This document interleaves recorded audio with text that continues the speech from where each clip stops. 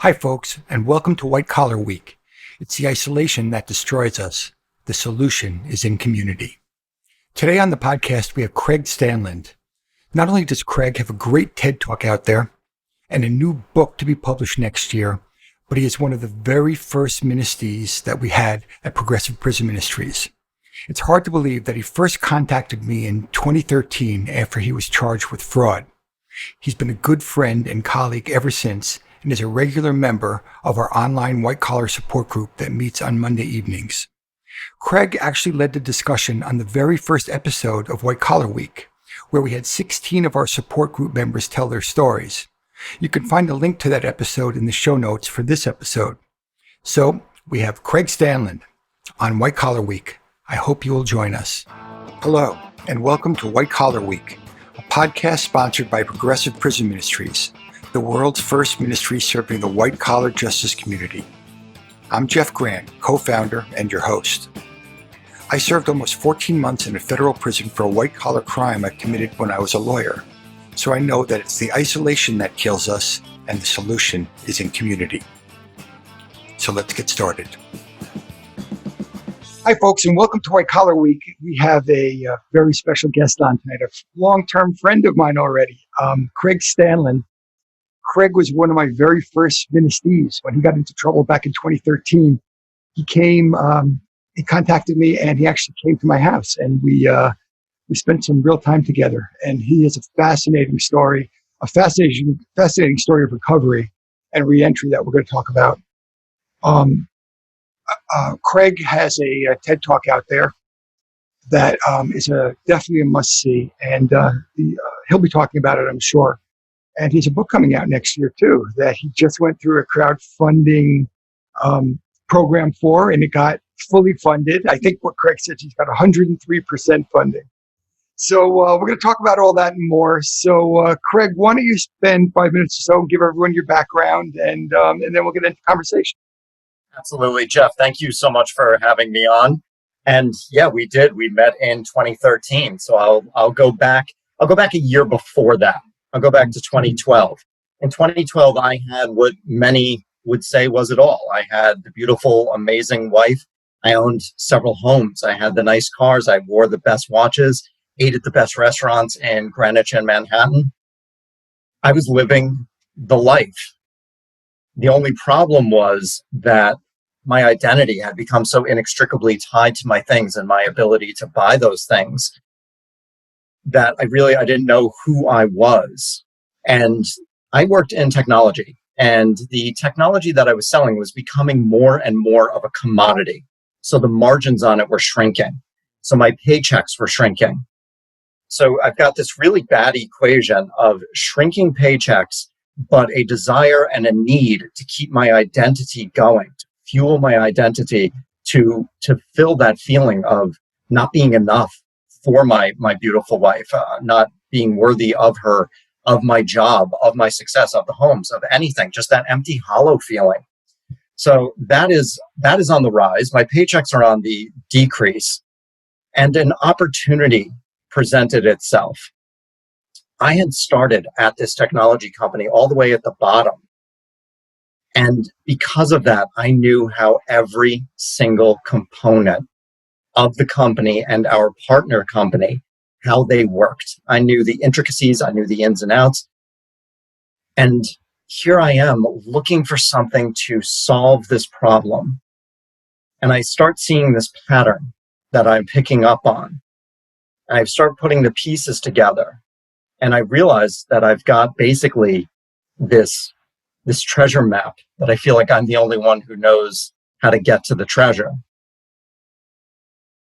So it was about in 2012, I made a choice.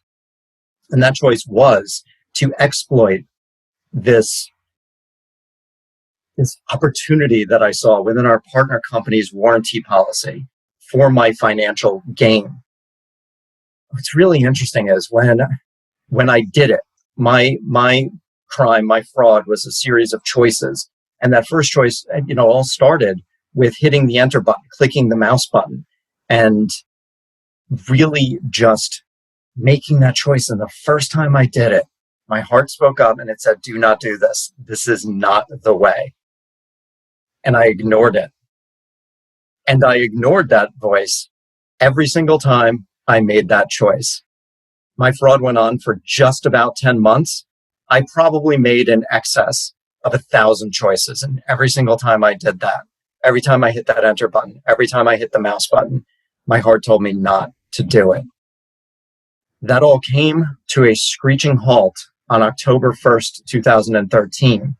And that is when I had just started my new job. Our biggest competitor had wooed me away with a really nice bump in base salary, a nice commission package.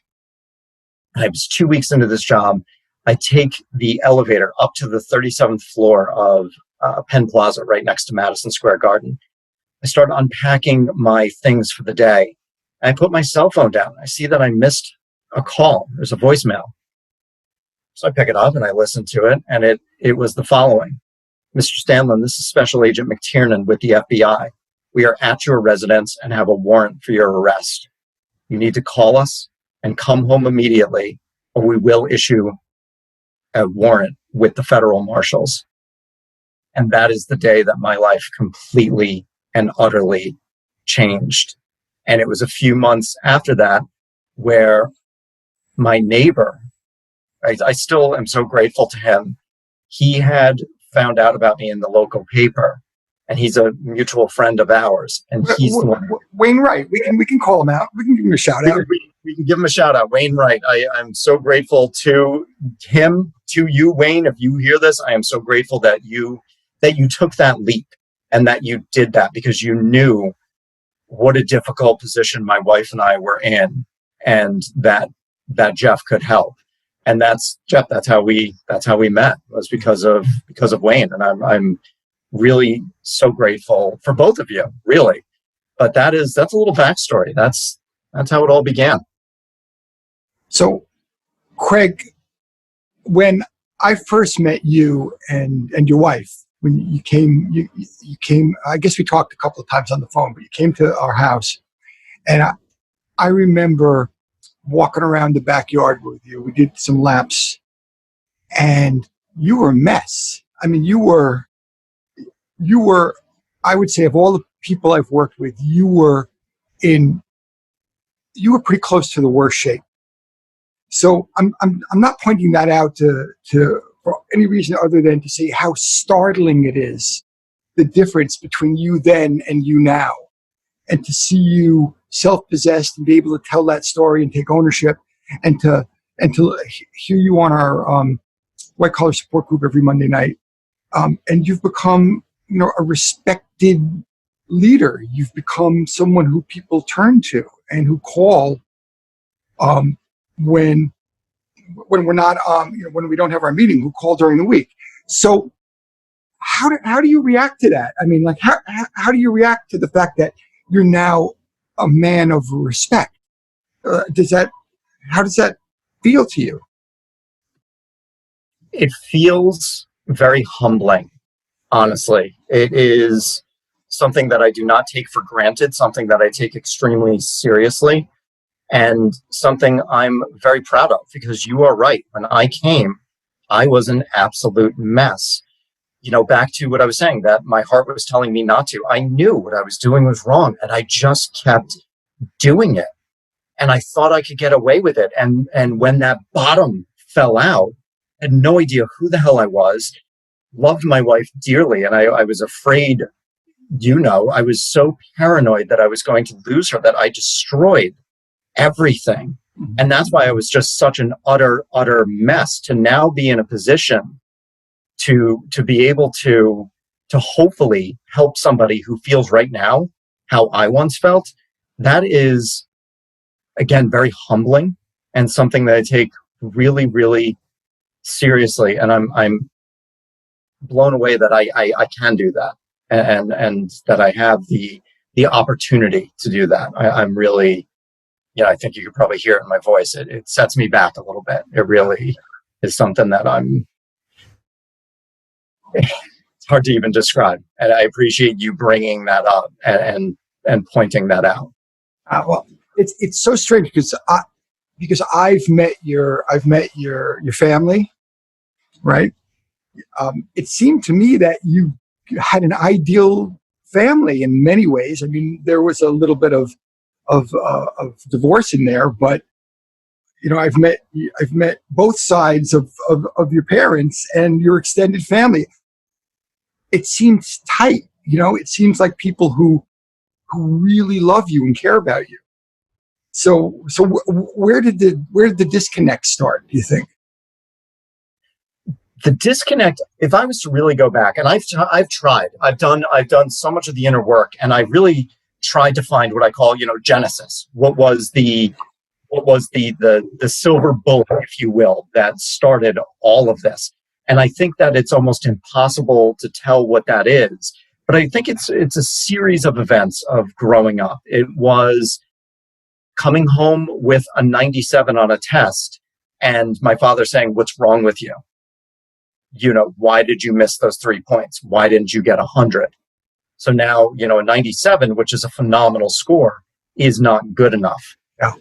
And, I believe and it was not his intention, but I believe that score is not good enough transfers to a kid into I'm not good enough. Yeah, sure. And I think that's a very easy transition to make. And then the enough and worth are two sides of the same coin. So if I'm not enough, then I'm not worthy. And I think that is really one of the things that started the ball rolling. And another thing was I was always the shortest kid in class. We would stand up, stand according to height.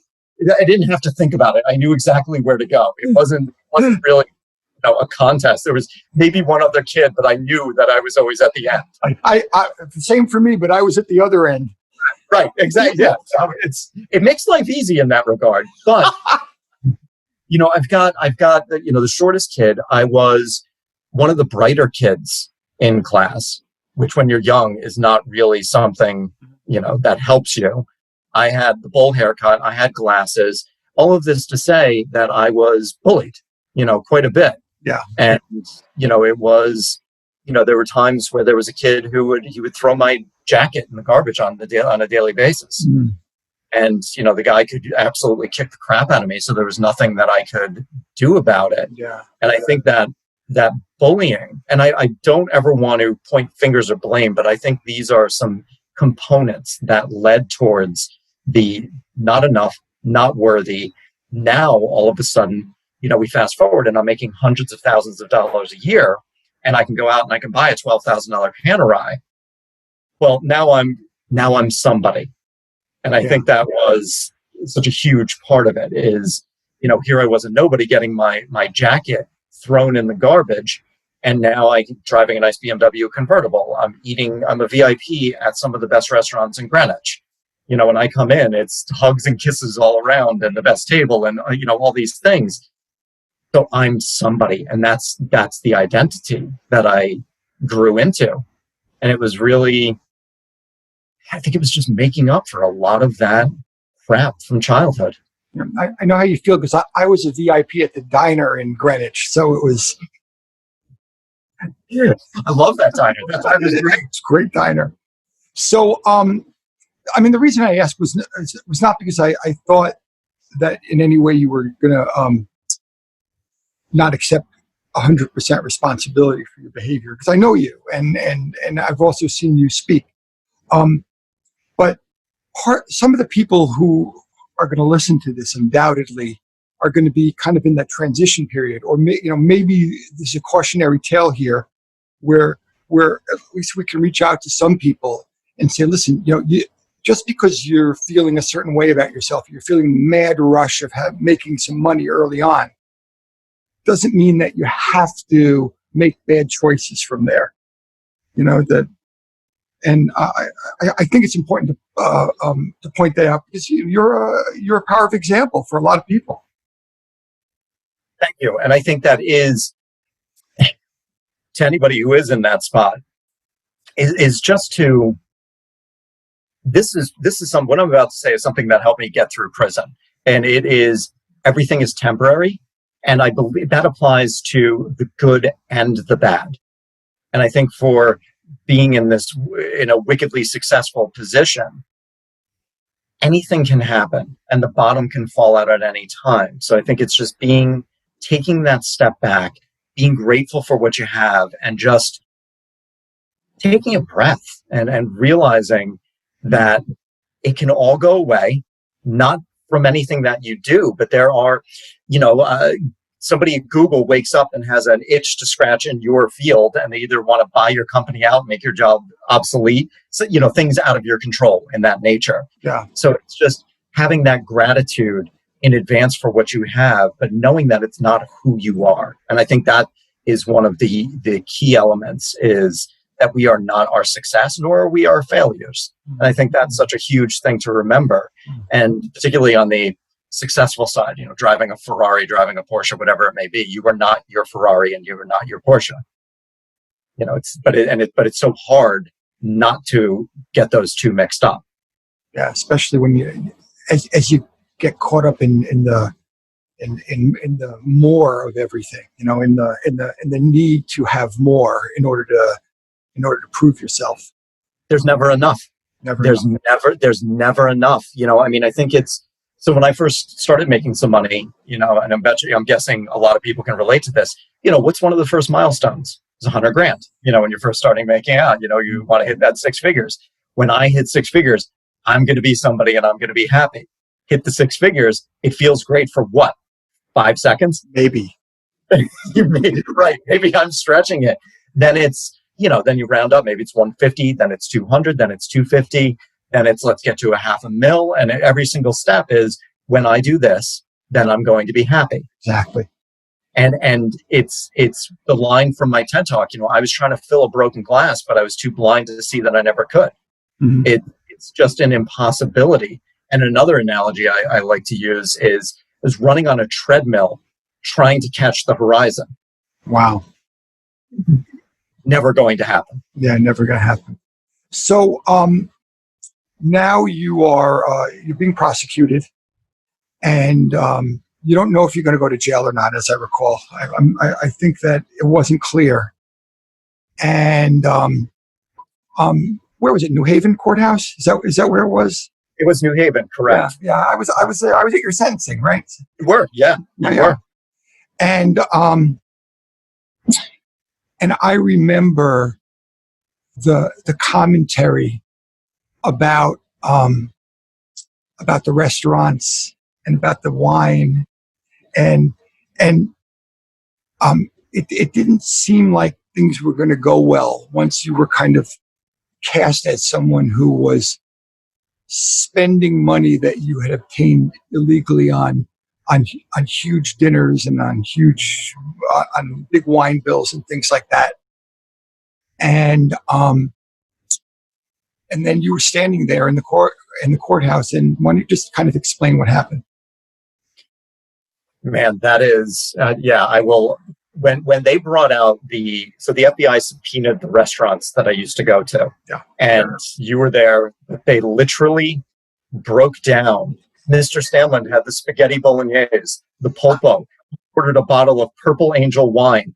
The judge made a joke about having a wine lesson from the bills. And I have a line in my book. They said the judge made the joke and only one half of the courtroom laughed. Because you've got the prosecution on one side. It's like a wedding. You've got the bride and groom on different sides of the aisle. Yeah. And one side of the aisle laughed at her joke. And I did at that point, I started thinking, this is not going well at all for me. I'm not feeling good about it. I don't know if you remember, but I lost about 30 to 35 pounds out of pure stress. You were thin. You were thin, Craig. I went down. So at sentencing, I was probably about 110, 111. I graduated high school at 115. Mm-hmm. When I reported to prison, I went in at 109. So, I had lost a tremendous amount of weight. My attorney told me to buy the ugliest, cheapest black shoes that I could find because it doesn't look good to go in wearing $700 shoes when you're accused of a financial crime, which I thought made really good sense at the time. But then I realized the judge couldn't see my shoes because of the table and the bench. And what a dumb idea this is. But I bring that up because I've lost all that weight. I'm really weak because of that. My back was on fire. those shoes were killing me. So I just physically feel like absolute crap. The judge is making the jokes, going through all these things. And I don't know if you remember, she drew, when she pulled out the character letters that you wrote and my family, he was holding them and said, these letters, they cast you as a good man. They cast you as a great man. I think that you're a little bit like Dr. Jekyll and Mr. Hyde. Yeah, you hide behind the good. Yeah, you hide behind the good so that you can get away with the bad. And in my heart, I go, she's right. But it was a knife through my heart. And when she went into her chambers to contemplate my fate, that has to be one of the worst moments of a person's life, is because your entire life is being decided behind closed doors, completely out of your control. You have no idea what's going on. And she came out and she went through all the legalese. I mean, honestly, Jeff, I couldn't the words. I didn't get what she was saying. There was a lot of just legal mumbo jumbo. And the gavel came down. And I remember looking at my attorney and saying, was I just sentenced to prison? And he tilted his head and he looked at me like a confused dog. And he goes, you just were sentenced to 2 years of federal prison and $834,000 of restitution and 3 years of supervised release. And it was just, the only thing I remember saying was, okay. Because it's just, I didn't know what else to do. And that is just, man, that gavel coming down. I'm sure you can attest to that too. That is like, it's a visceral sound. That's a very real sound. That's a very final sound. But that was just, one of, I think anybody going through this process, I think we can all relate. There are so many bad days. The day of getting arrested, pleading, sentencing, reporting to prison. There's so many bad anniversaries, and that is definitely one of the most memorable ones. It's to me, this is two comments I think I want to make about that. The first is that you said that the judge is there deciding your whole life, and one of the things we've learned is that the judge didn't decide our whole lives at all, right? So that was what we felt at the moment, but the reality of it is that it was just there's a change of course right there, and we'll talk about how that wound up saving your life. We'll get into that, I promise. The second thing is that I know what that felt like for you because I had gone through it, but the honor I felt being able to be there for you and your family, because everybody was like a deer in the headlights. Your whole family was there, and I remember what an honor it was, just being able to show up for another human, another soul, just to be there.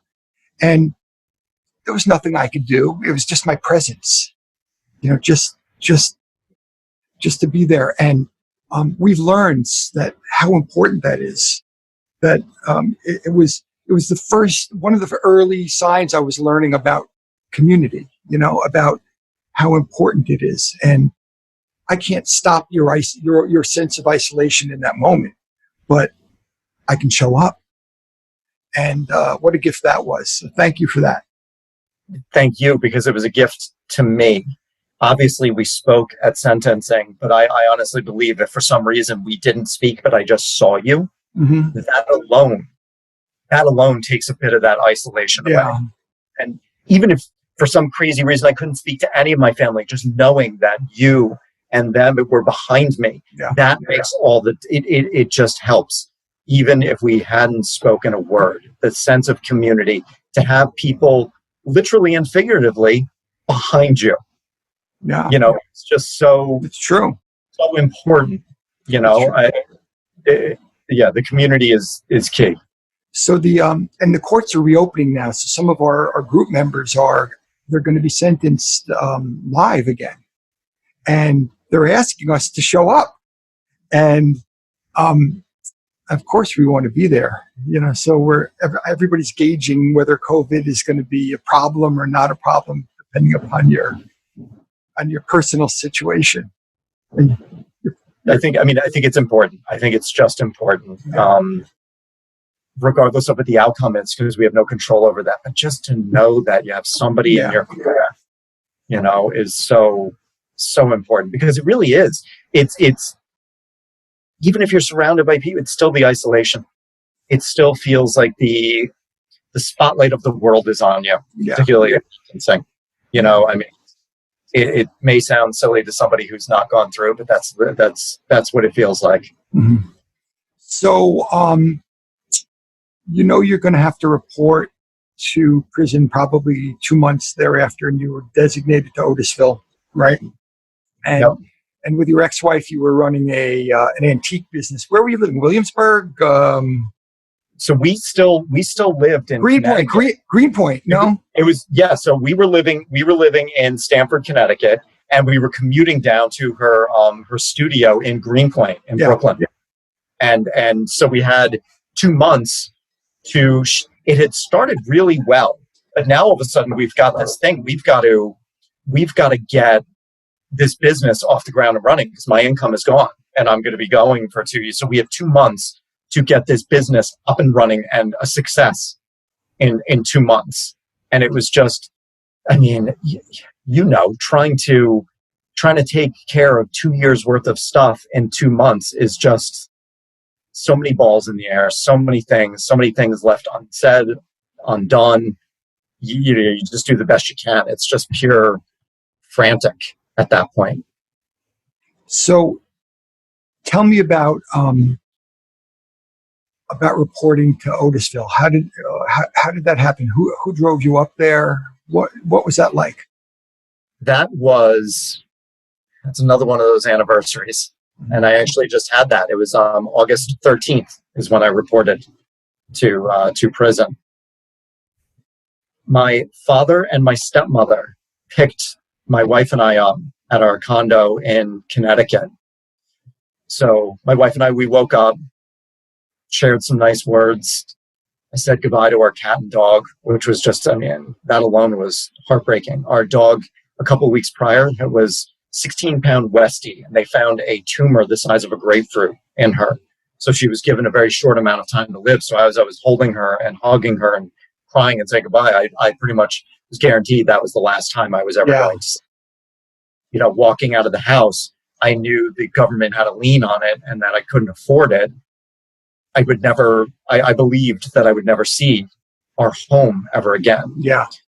So they pick us up. My stepmother's name is Paula. Paula was driving. And we are going up, we leave Connecticut, we enter New York, and we start getting into Otisville's in the middle of nowhere. So we're starting to get more and more, strip malls are replaced by woods. Yeah. And there was awkward conversation in the car. I hadn't eaten all day. My wife was still trying to take care of me. And she had brought food with me. She made me eat half a banana because she's like, you do not know when you're going to eat when you get in there. That's like, true. And it's very true. But I was so sick to my stomach that all I could do was half a banana. And, the awkward conversation. And I feel like we're really flying. And I look over, I'm in the back seat, and I look over my stepmother's shoulder. She's doing 90 miles an hour. And I in my head, I didn't say this out loud, but in my head, I was like, who races to prison? Like, oh, she's got this great BMW. She's got a 5 Series BMW and apparently a lead foot, and literally is doing 90. And, we pull up and we follow signs for the camp. So going to camp. And we pull up, and we didn't realize it at the time, but I now realize it was an inmate approached the car and said, oh, you're in the wrong place. You need to go to the medium security facility, to go out here, take a right, go up the hill a little bit further. And it was like, well, no, that's weird because I'm supposed to report to the camp. So we pull up, and it's just a medium security prison, which is the barbed wire fences that are 30 feet tall, the guard towers, just the imposing, scary, horrible place that a medium security facility is. And my stepmother just turns, and she looks at me and she goes, you're not going in there. But I don't have much choice in the matter. We find a parking spot, and this is actually kind of funny. guard comes and taps on our window, and she's like, sorry, but you can't park here.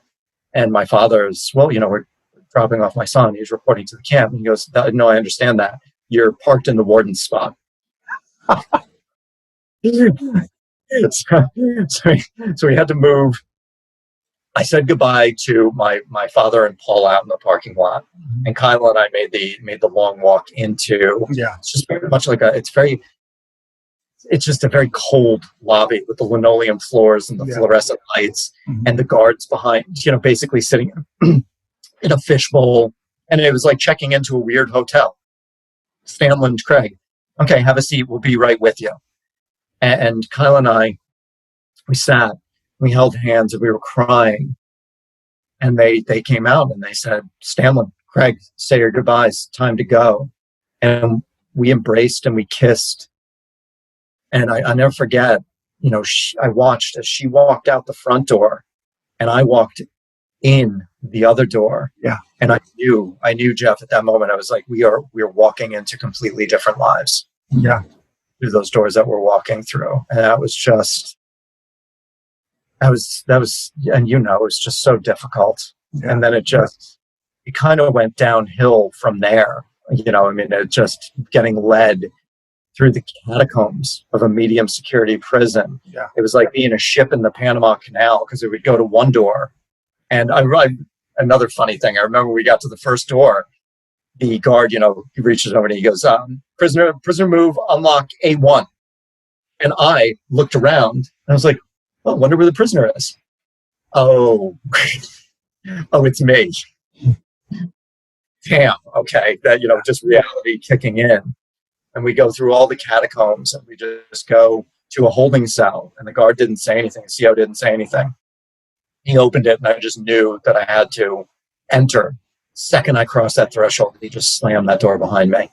And then it's just one of those moments that it really hits home. So I don't want to go through the whole experience of your first day in R&D and all that stuff, but how long did it take you to acclimate? I mean, no matter what I was telling you or what anyone else was giving you information in advance, that pretty much from experience, or you can attest that pretty much by 3 weeks in, you become an expert in wherever you are.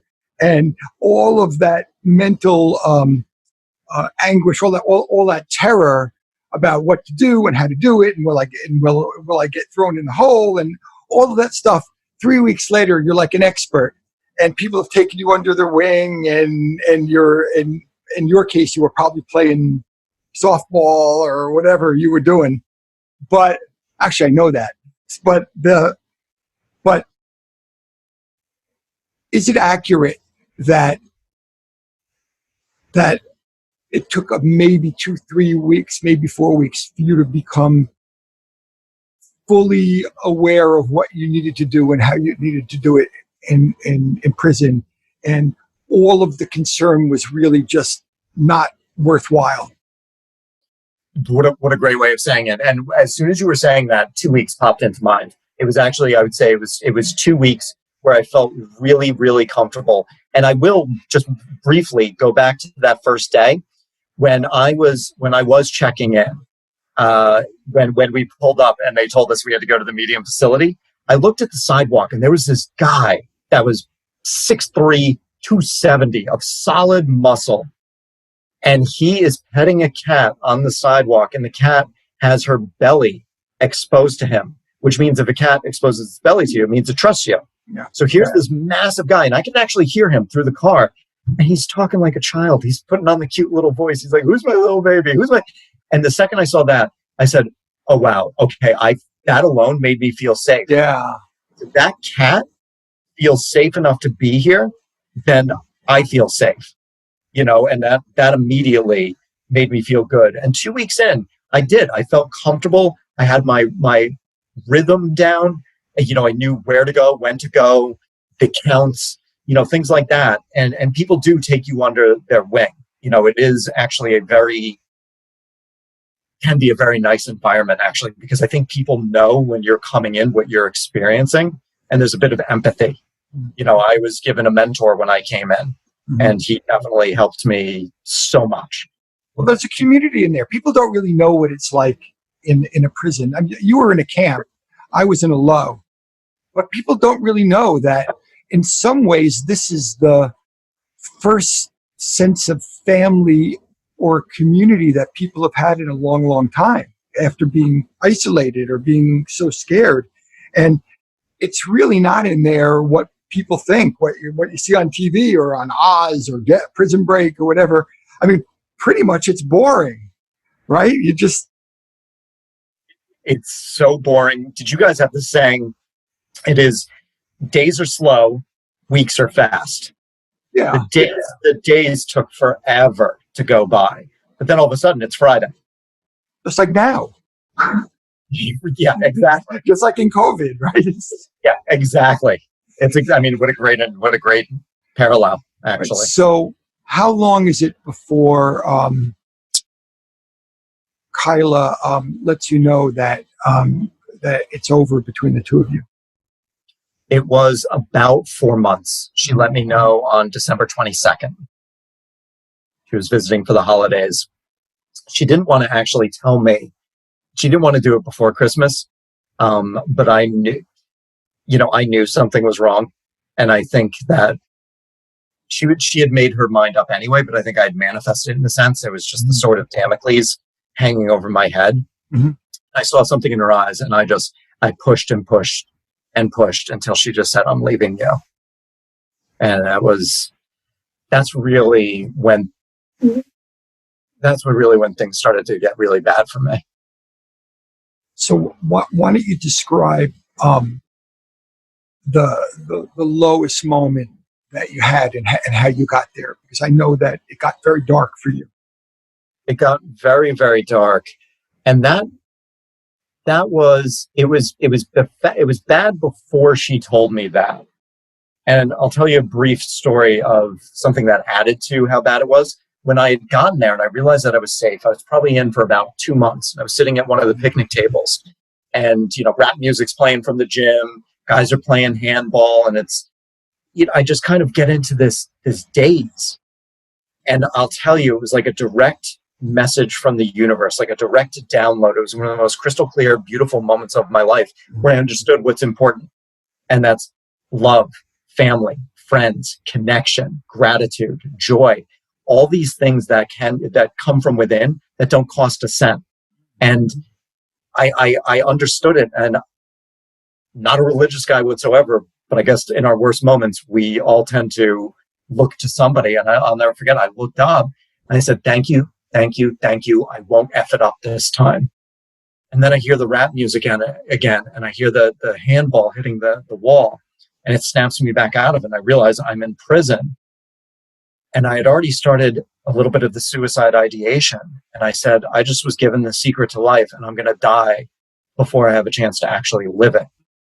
And I tell that story because it added to the shame that all of those things don't cost anything and were available to me my entire life. And I just threw them away. So now when Kyla tells me that she is leaving me, I've got that gift that I felt like I squandered.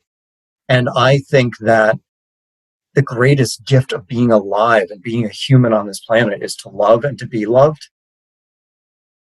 And I lied to Kyla and broke that sacred trust. And my shame told me that I had destroyed love. I now understand that you cannot destroy love.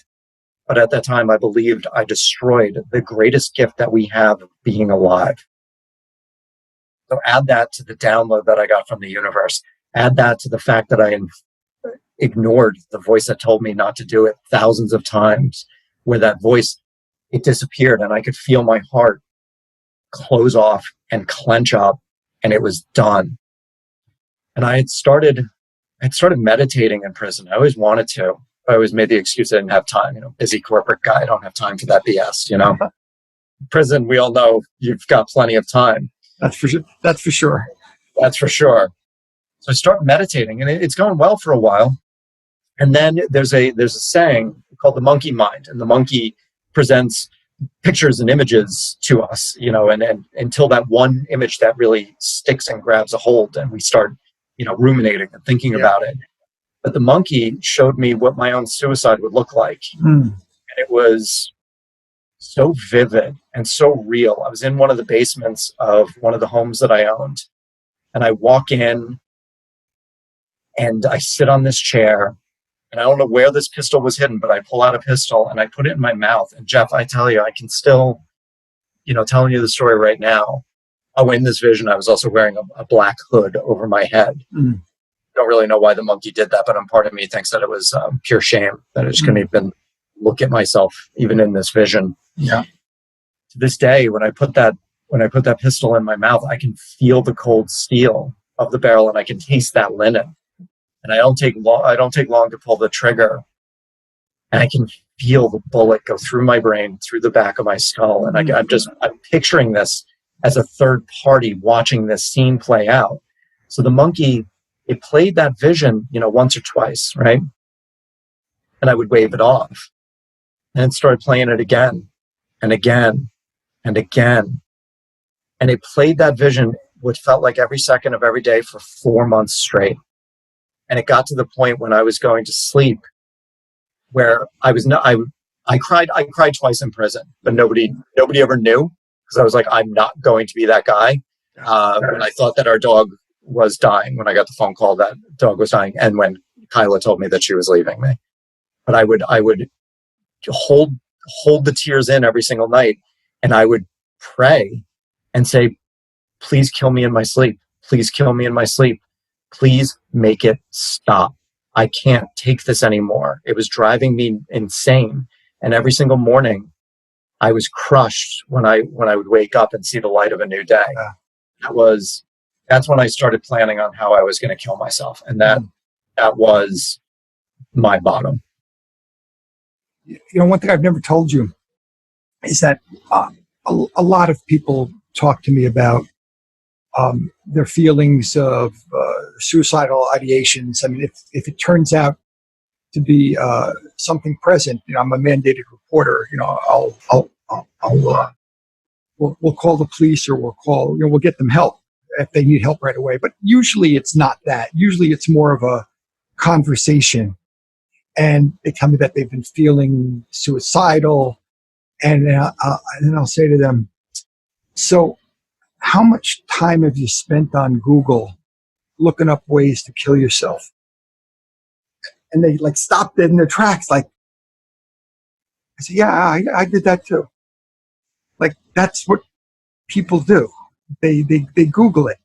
And it's just, it's startling that to actually be in a place with someone else who's had these feelings and I'm talking about visceral, talk about, yeah, I've actually Googled it. And it's just talking about these things helps. Just brings everyone into the moment. It brings people into reality, Brings people into reality, and it also lets them know that they're not alone. Yeah. It's that to get to the point of thinking of killing yourself, that is pure shame. That is just pure shame, self-loathing, self-hatred. And at that point, you could be surrounded physically by 1,000 people, and you are the only person in the world. And then somebody says something like that they can connect with and realize that they're not alone. That's a holy crap moment. Yeah. To just, whoa, I'm not alone in this. You did that too. And just, it breaks a pattern. And it's great that you do that. Yeah. So, tell me about getting out of prison, coming home. I know that you went through this metamorphosis. That you became someone who was optimistic. That wanted to be a healer. So, how did that happen? Well, I'll tell the story of how, and this ties in, what stopped that vision from happening. Yeah. That was my I get an email from my best friend of 30 years, Sean, who just says, hey, man, can I come for a visit? Mm-hmm. And you know what it's like to receive a visit in prison. It's extremely stressful, Mm-hmm. but it's also a joy to have that contact with the world. And Sean is this guy, man, 30 years of friendship. I can tell him anything. And you also know, and for anybody listening who may not know, I couldn't talk to anybody in prison about this. I couldn't mention it on the phone. I couldn't mention it in email. I had to bottle it all up because you mentioned suicide in prison, you get locked in solitary. Right. And the idea of isolation scared the crap out of me. So I bottled it all up. Now Sean's coming and visits aren't monitored. Mm-hmm. I can tell Sean what's going on. And so I'm so prepared to tell him, to let him know everything that's going on, to get this burden off of me. And we sit down, and before I can say a word, Sean starts to speak, and his life is a complete mess. You know, he's getting a divorce, he's got money issues, he's got work issues, and he was really sad. There was a sadness in his voice and his eyes that I don't ever remember in 30 plus years of friendship ever seeing. And it was at that moment that I realized I had value and that I had worth as a human being. I wasn't my things. You know, I wasn't my job. I wasn't my ability to purchase those things. Sean came to see me. His brother lived a couple doors down, who he's got a great relationship with. He could have gone to his brother. Drove 2 hours to come to prison. Not the most fun place in the world to visit, you know? And he made that drive because he needed his friend and he needed me. And that's the second day that my life changed. And from there, I knew I had to give meaning to the suffering that I had caused Kyla and my family. I knew that I had to give meaning to the suffering that I'd caused myself, but I still didn't feel worthy or enough of it at that point. So I don't like saying that fully, but I know it was in there a little bit, but I didn't feel worthy of doing it for myself at that point. But that's when I really threw myself into, why did I do this? Why did I make the choices that I made? What was going on internally? Why didn't I listen to my voice? Where did my voice go? Where did my heart go? Mm-hmm. How do I open my heart up again? And just I went down the deep inner work path. And, you know, that eventually led me to wanting to be of service. I didn't know what giving meaning to the suffering meant at the time. I just knew I just knew that I couldn't allow all that suffering to be for naught. I had to do something with it. So what's the path for you out of prison? Like over the first couple of years, how do you emerge? I mean, you're a felon now. And you probably still think that there are limited places that you can work or limited places that you can go. You're still kind of in that trap probably. So what does the path look like from there to over, say, the next 5 years or so? I couldn't have been more lucky that I got a job while I was in prison. One of my friends owned a gym. The guy I was away with, his friend owned a gym in the Lower East Side of Manhattan. Mm-hmm. And a guard let me sit in on their visit, which is, a no-no. But he said, you got 5 minutes. So I had an interview in the prison visiting room. And the guy said, email me when you get out. And true to his word, email him. And so I got a job, which got me out of the halfway house, which was great. But I'm working at the front desk of a gym, making $12 an hour, 7 figures in debt. Didn't care. I was happy to be out. So I was lucky that I didn't have to deal with that job thing right off the bat. What halfway house did you go to? Brooklyn? Brooklyn. Yeah.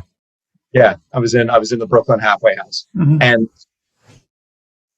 there was just that shame, just in the beginning, just consumed by shame and just trying to fit in and thinking that every single person that came into the gym and the people that I worked with and the trainers, they all knew, in my mind, they all knew that I had this big scarlet letter that I'm a convicted felon. And it took me a long time before I started sharing my story. People really had to earn my story in the beginning, mostly because I was just so consumed by shame. Of course, yeah. And I was, again, so fortunate. I had one person who judged me poorly. Mm-hmm. And I realized she's just an asshole and judges everybody poorly. Mm-hmm. Really, I saw her do this with everybody, regardless of who they were. She was just not a nice human being. And I said, oh, wow, okay, that actually makes me feel better. Everybody else was really kind and really empathetic and really listened and was supportive. But it's still trying to navigate my way through all these things and realizing that I can't work at the gym forever. And I have a skill set. I'm very good at what I did. I was number 1, 2, or 3 in the company all the time, even though I didn't feel worthy of it. I was always in the top 3. So I did for a while try to get back into. There's a court order barring me from the technology industry. Yeah, but I could do other sales, and so I would go through job interviews and that feeling of just, what about this gap on your resume? Waiting for that question. sure. Waiting for just the other shoe to drop. And I volunteered the information to people, even if they didn't ask, because I had this massive fear that I could be at the job for a year and I could be loving it and I could be embraced by everybody. And then all of a sudden my boss says, Craig, could you come into my office? And every single time, that they do that, I have a heart attack because maybe he Googled me and found out. So I proactively would bring it up. That happens. We know a lot of people that's happened to.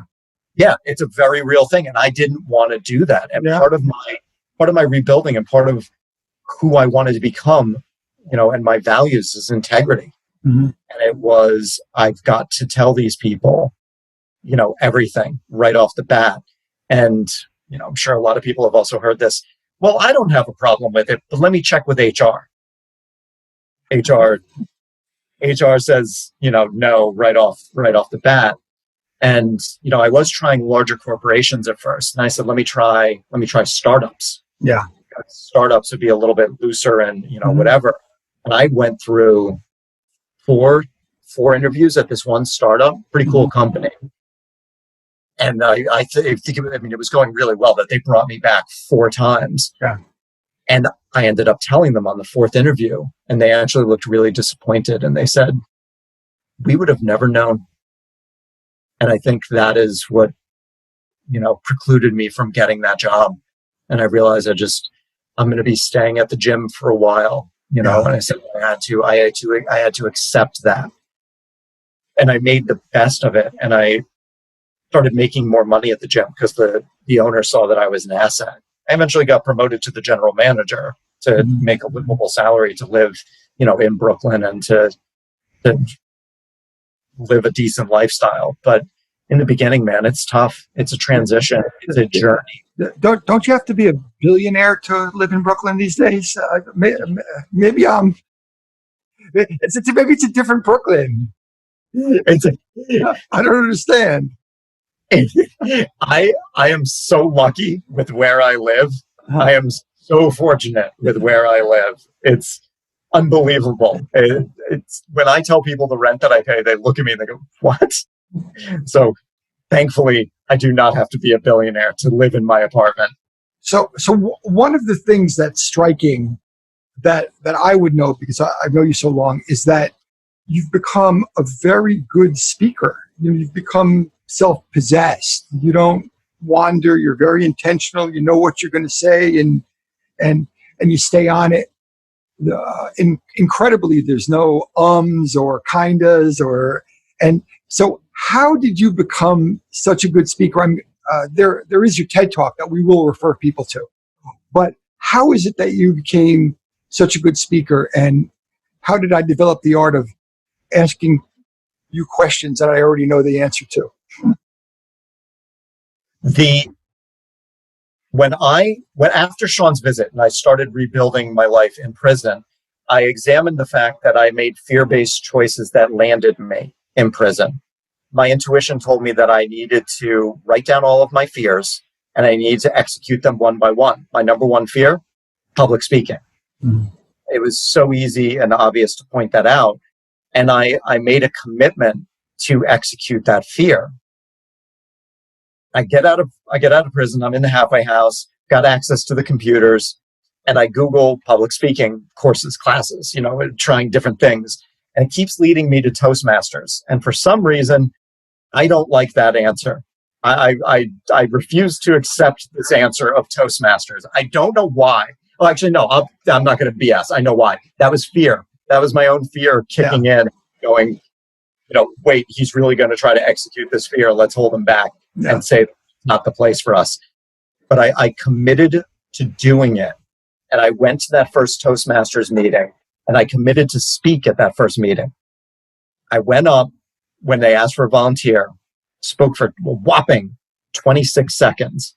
Don't even remember what I said. I'd have no idea if I made a lick of sense. But I never forget, I sat down in my chair, and I had a round of applause. Everybody's really nice in that organization. And I had faced my biggest fear, and I did not die. And I actually enjoyed it. And I committed to going back. And what I did was I threw myself into it. I said, if I'm going to execute this fear, I've got to throw myself fully into it. And I'll rewind real quick. Back when I was in prison, I decided to execute the fear. I knew that the way to execute that fear was to get on the biggest stage that I could imagine. And that was the TED stage. And so I made that commitment 5 years ago in prison to give a TED or TEDx talk. And Toastmasters was going to be the path to get there. When I gave my icebreaker speech, every person in Toastmasters group gives an icebreaker. It's the very first one. And it's, as the name implies, it's just you're breaking the ice with the crowd. You can let them know about you in any which way that you want. And I led with the voicemail that the FBI agent left me that led to my arrest. That's how I introduced myself to my Toastmasters group. You should have seen the jaws on the floor of people just going, oh my God. I started crying during the middle of it. I mean, I opened completely up, and that felt good. And that felt amazing. The round of applause that I got, and people going, you just gave me a gift. You gave me a gift to be vulnerable in my speeches. So I just threw myself into it. I ended up becoming the president of the Brooklyn Premier Toastmasters Club, competing in contests and winning contests and enjoying it and knowing that what I try to deliver in a speech, I try to add value and I try to inspire and I try to get people to think and to use my experience as a tool to help others. And that is what fuels me, and that is what led me to that TED stage and has created the speaker that I am today. So in a weird way, COVID forces you out of the health club and into what you know is really the thing that you want to do is speaking and coaching and being of service to people. Why don't you kind of describe this world you're in right now? Because you were on recently on James Altucher's. I don't know if I pronounce it right. Altucher, right? Altucher. So that's a big podcast to be on. You just had a book go through Kickstarter and it got fully funded. So what's it like to be in your world now? How many years out of prison are you? 5? 5. I'm 5. Yeah, 5 years. Yep. So you're 5 years out of prison now, and all of a sudden things they're coming together. You have a life to be proud of. Explain what your life is right now and how all this is working for you. It is the culmination of 5 years of deep inner work has all come to fruition this year in delivering the TED Talk in February. With the pandemic hitting, I launched my coaching business. I gave myself the title, I'm a reinvention architect. So I help people rebuild and reinvent their lives. The book is ready to be published. Like you said, I did the Kickstarter. Everything has coalesced so nicely this year. And these were all goals that I had set 5 years ago in prison. And it was just knowing where I was going to point the car, not knowing how I was going to get there. Mm-hmm. And just showing up every day for myself and doing that work. And oftentimes thinking to myself, what the hell am I doing this for? This sucks. This blows. This isn't going anywhere.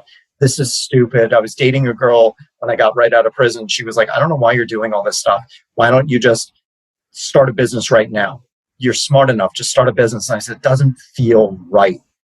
I'm not ready for it. And part of that was fear, but part of that was I need to go through a lot of stuff before I can I need to walk the walk before I can coach and work with people. I need to have actually experienced everything so that I can work with somebody one-on-one and know that I've done everything extensively that I'm asking them to contemplate to do. So it's been, honestly, Jeff, it's been a hell of a journey. And this year, it feels strange to say, even with the pandemic, it's been one of the best years of my life. Yeah, of course. Hands down, has been one of the best years of my life. Mm-hmm. And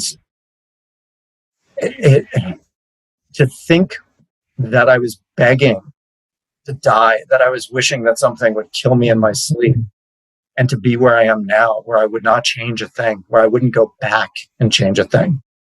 I would do it all over again to be where I am right now. I wouldn't give that up at all. To be able to use the experience and the shame and use that as a tool to be of service to others is one of the most rewarding things I can imagine. And to do things that I enjoy doing. I enjoy speaking. I enjoy the act of writing. I think writing is one of the most beautiful, touching things that a person can do. It's not for everybody, but I love the ritual of sitting down and typing. It's beautiful to me, and I get to do that for a living. Two comments. The first is, and I don't know that I ever made this connection before, because it took me 5 years to emerge too, because I decided to go to seminary, which most people know who listen to this for sure.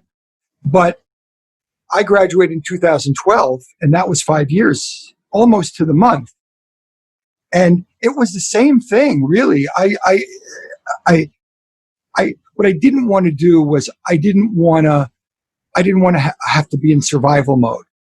I wanted to be into something that was higher order, that was going to lead to respect the trajectory that I had before in my first life, but also kind of shoot for the stars. And why not? We only live once, right? So that was an amazing. I never really made that connection before. So thank you for that. And the second thing is, and this is something that we've talked about a lot on the support group. It's a strange thing that we, people who've been prosecuted or went to prison for white collar crimes, we were thrust into isolation and learning a lot of the lessons that are coming out of COVID. We've learned these lessons way ahead of the game. So it's so strange to now not only to be of service to other people, because it's kind of an embodied experience that we've had, but in a weird way, we've been protected. I don't want to go too far with this, but there's no question that we've been in quarantine. We've been quarantined for a long time, and so I don't know. Maybe it's just the way the universe works. Maybe it's the way God works in ways we don't really understand. But we're here. We're proof of something. We're definitely proof of something, and I think that it's also interesting for some people to feel the isolation that are not used to the isolation because of the pandemic. And I think, a massive amount of empathy for them, but to understand what it is like to be isolated, not fun. We are tribal creatures. We want to be with people. We crave connection. We hunger for it. And to not be able to have that is really one of the hardest things that we can do. I know at the beginning of the pandemic, it was not, my friends checking on me, and they would call and they would have the little condescending, caring voice, but it's, how you doing? You okay? Everything all right? I was in federal prison. This is a breeze. And they're like, oh, Right. It's like, I said, no offense. I said, I hope you're having an okay time with this, but this isn't prison. You're going to be okay. Yeah. And that's kind of an inside joke between all of us. Yeah. But the reality of it is that at least for me, prison was personal trauma. But to be in the midst of this massive community trauma it's kind of a whole different experience. And those things they relate. They dovetail. But I don't.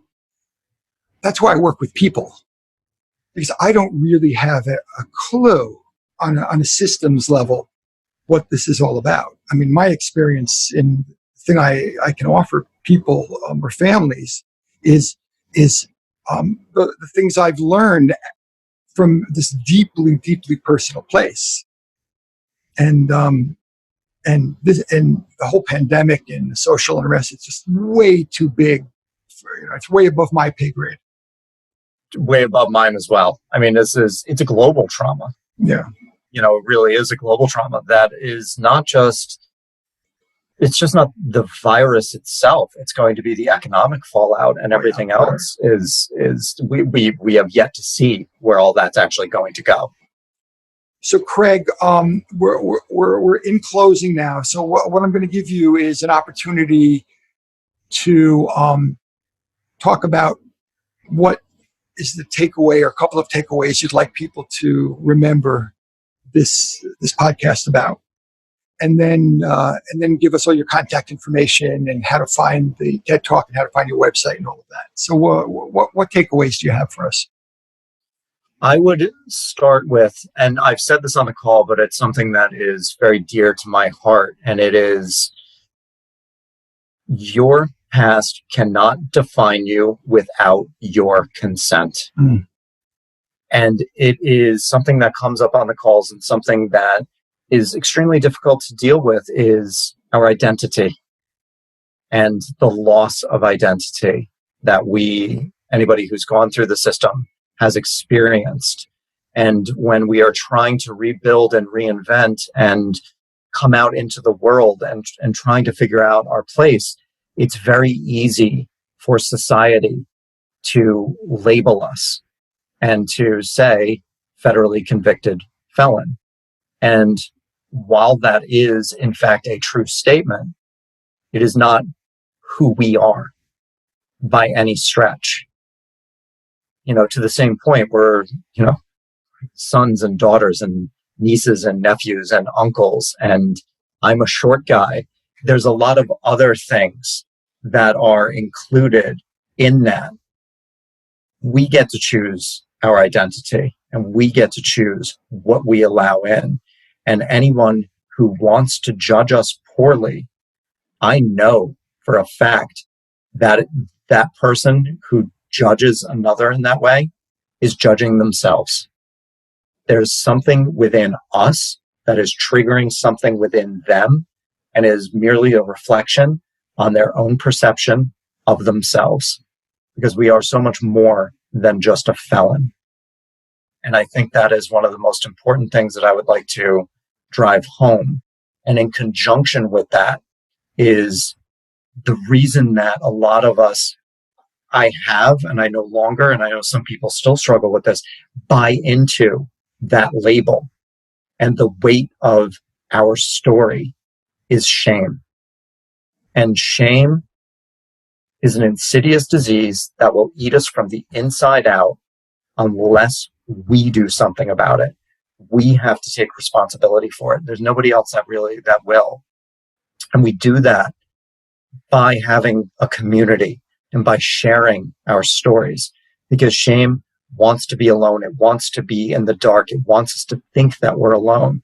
And the moment we start sharing our stories, going back to what you said with somebody who's got the suicidal ideation, and so have you Googled it and breaking that pattern, but also that shows that you've done it, that that's shining a light on your own personal shame of being in that spot, and it gives somebody an opportunity to to know that they're not alone.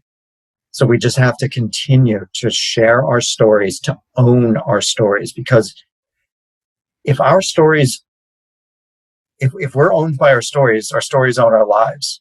We own our story, we own our lives, and we are responsible. We have autonomy and we have agency, and we get to choose how we show up in this world. And those would be a couple of the key takeaways that I would love people to have is, and I'll say it again, your past cannot define you without your consent, and share your stories to unwind that shame. It's just too important. And then in regards to where people can find me, my website, craigstanland.com. And then I hang out a lot on Instagram, Craig_Stanland. And then my TED Talk is how I learned my greatest worth in federal prison. Craig, it's been really wonderful having you on tonight. I see you every week, so but in this context, it's really beautiful because we get to hear you. And one of the things on the White Collar Support Group that we have on Monday nights is that I know that whatever the topic is, last night's topic was religion and God. We've talked about acceptance. We've talked about surrender. We've talked about all kinds of things. I can always count on you to be bedrock in that conversation, and that's important because not everybody is as self-possessed as you are or has done the work. And sort of have you as an ally in that and a friend and a colleague, it's just been a beautiful thing. So thank you for all of that. And God bless you. And thank you for being on tonight. Thank you, Jeff. And I'm going to take a moment to acknowledge you and for meeting with me 7 years ago to get this ball rolling. I appreciate you tremendously. And then to have that Monday night call, to have that platform that we can go to and have these conversations. It's so damn important. So I appreciate you for doing it and for showing up the way that you do for all of us. So thank you. Well, you're welcome, Craig. It took me 30 years of therapy to be able to say the word "you're welcome." So you're welcome, and thank you, Craig. And I love you, man. And me too, Jeff. Yes, thank you. See you next Monday night. Absolutely. Bye. Thank you for joining us on White Collar Week, sponsored by Progressive Prison Ministries. You can learn more about us on our website, prisonist.org. That's prisonist, like feminist. And please remember to rate, review, and share this podcast so that families suffering in silence can find us if they need us. See you next time.